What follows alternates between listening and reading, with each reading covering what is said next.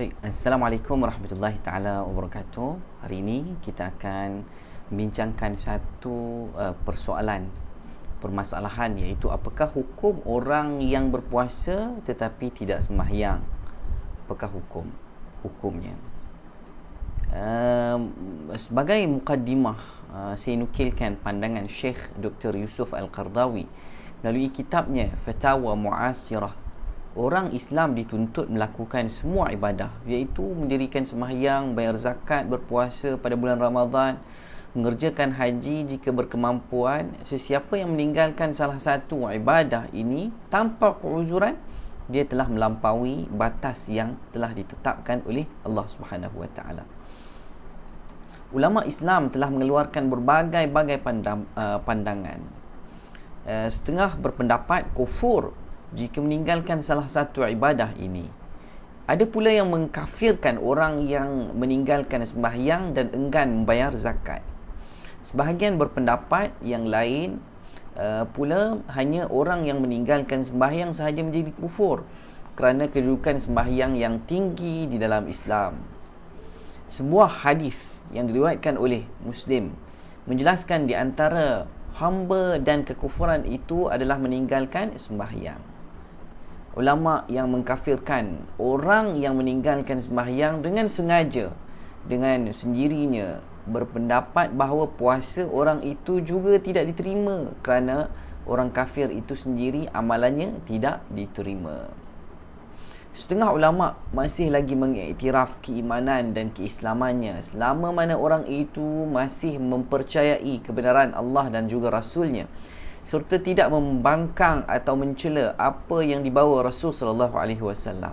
Mereka menyifatkan orang seperti ini sebagai fasik.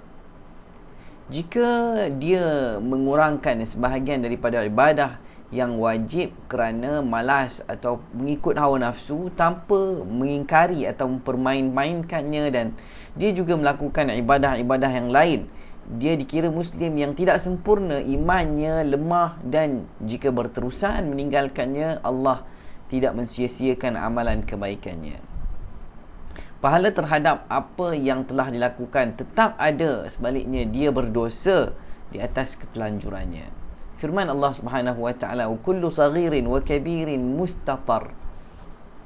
Yang mana maksudnya, dan segala urusan yang kecil maupun yang besar adalah tertulis. Firman Allah Subhanahu wa taala lagi, "Faman ya'mal mithqala dzarratin khairan yarah wa man ya'mal mithqala dzarratin syarran yarah." Maksudnya, barang siapa yang mengerjakan ibadah sebesar zarah pun, nescaya dia akan melihat pembalasannya, dan barang siapa yang mengerjakan kejahatan walaupun sebesar zarah, nescaya dia akan menerima balasannya juga. Surah Az-Zalzalah ayat 7 hingga 8. Dalam hal yang saya cuba rumuskan pendapat ulama berkenaan dengan orang yang berpuasa tetapi tidak solat, antaranya pendapat yang pertama, mereka dianggap sebagai keluar daripada Islam dan tidak sah puasa mereka. Hendaklah mereka bertaubat kepada Allah dan kembali mengerjakan solat. Inilah pendapat mazhabil Hambali dan sebahagian ulama masa kini. Pendapat yang kedua, mereka tidak solat tetapi berpuasa, dianggap puasa mereka sah tetapi tidak diberi pahala. Inilah pendapat kebanyakan ulama Al-Azhar seperti Atiyah Saqar, Dr. Ahmad Syarbashi, Dr. Muhammad Al-Bakri Ismail dan lain-lain. Kami cenderung kepada pendapat yang mengatakan puasa sah tetapi tidak dipahalakan kerana menafikan rukun Islam yang sangat penting, iaitu salat.